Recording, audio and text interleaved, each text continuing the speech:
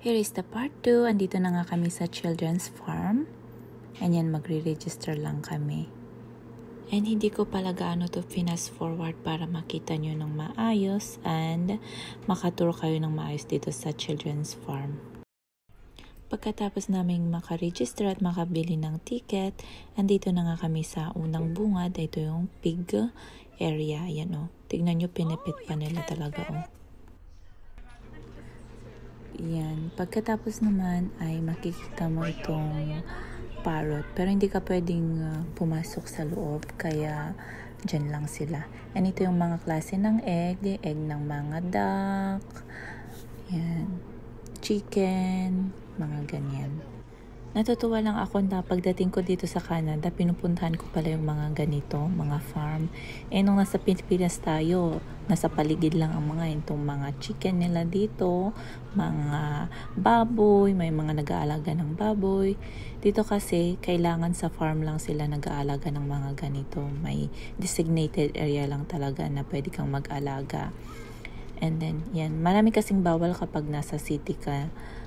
Yung aso nga at saka mga ganun, kailangan mong nakatali, ganun. And andito tayo sa may duckling. Iba't ibang klaseng duck yung meron sila. Iba't ibang breed, mga ganun. May mga malalaki dyan, may mga maliliit. And andito tayo sa may alpacas. Ang pangit na lang nitong alpacas kasi bagong shave. Katatanggal lang nila yung fleece nila, kaya ang pangit nilang tignan. And dito pala, kailangan tahimik ka lang, huwag kang sumigaw o huwag kang masyadong maingay kasi talagang gusto nila na very quiet yung lugar para hindi nga maging aggressive yung mga hayop na andito. Para din makapasyal kayo ng maayos at hindi masyadong magulo. And may nakakita nga ako na tinawag pa kasi ako ni ate Ayan o. Charing. Sige, magpakarami kayo dyan. Sige na. Bahala sila dyan. And dito na naman, may nakita na naman tayong peacock ulit. Ayan, medyo malayo. Ayaw niya nga bumabay. Yan. So, bali pang-apat na yan na nakita ko. And dito ulit yung alpaca. So, ang cute talaga nila. Kaso nga lang, wala na talaga yung kanilang fiber na balahibo. Nanggigigil ako sa kanila, kaya nga lang bawal nga yung maingay. Kaya ayan, hanggang picture lang tayo bago na naman natin iwan tong part na to. So maliit lang pala tong farm na to, kaya malilibot mo siya ng mga 30 minutes. And dito tayo sa may mini donkey. Ito, donkey o. Pwede mong mahaplos yung mga hayop na to, kaya nga lang dahan-dahan. Very patient ka dapat para hindi sila magulat. Ayan, dadalawa lang din sila. Well, anyway, ang cute naman nila. Ngayon ako makakita ng donkey in personal. Nakikita ko naman sa picture, pero ngayon lang. And andito na nga tayo dito sa my goat area. And ito yung pinaka-popular dito. And kaya nga tinawag na children's farm kasi nga mostly bata yung andito at gustong-gusto nila itong mga kambing.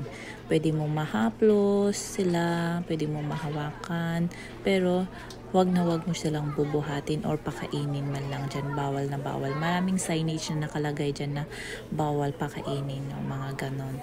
And dito sa area na pala to, ito yung mga nanganak na kambing. May cesarean dyan. May na-abort yung baby, yung mga ganon. Kadalasan may premature din na baby dyan.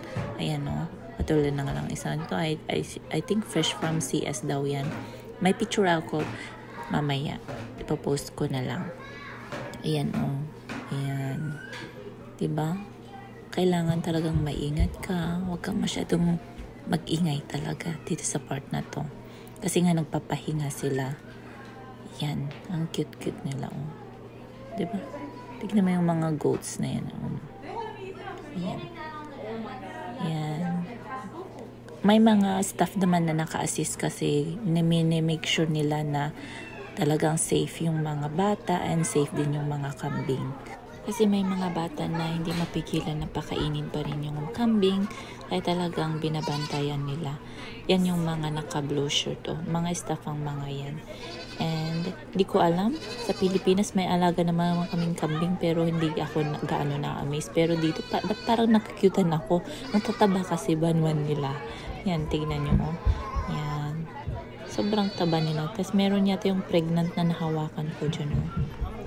Ay nakikita nyo naman medyo banayad silang magsalita. Talagang minimake sure nila na tahimik yung area. Hindi naman sa matahimik. Minimake sure nila na walang nagsisigawan or walang masyadong excited dyan para hindi magugulat itong mga kambing.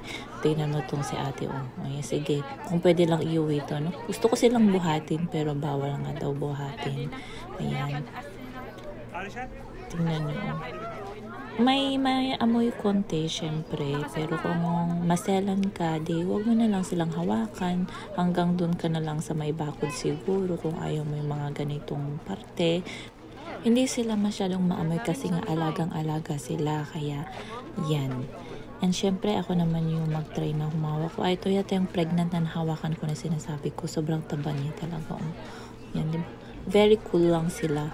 Ang amo nila talaga kasi nga nasanay siguro silang nahahawakan lagi. And yan, may nakita na naman tayong peacock. Ayun, oh. Ayan, pero, oh well. Hindi pa rin niya talaga binubuka yung kanyang feather. Well, ayan na lang natin. After namin nahawakan tong mga kambing, kumuha na kami ng mga picture at saka video. Nauna na akong lumabas, iniwan ko muna si ate kasi gusto kong malibot lahat-lahat. And ito na nga tayo, palabas tayo. May gate pala dito para siguradong hindi makakalabas yung mga kambing nila. And yan na nga, double gated para talagang sure na walang makakalabas na kambing.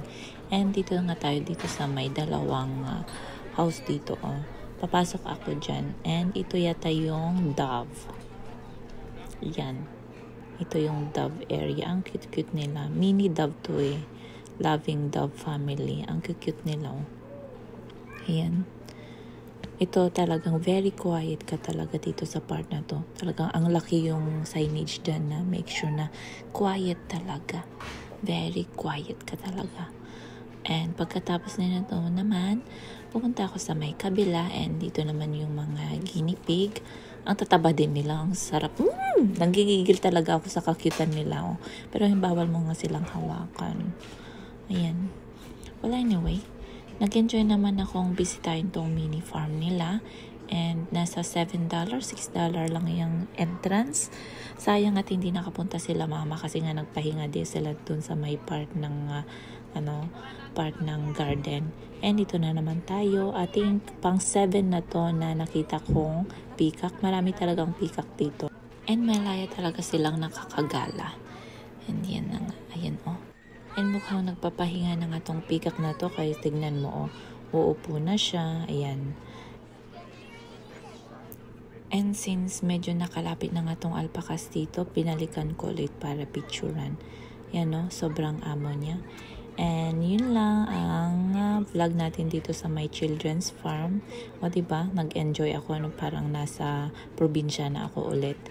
Yan. And thank you for watching. Bye!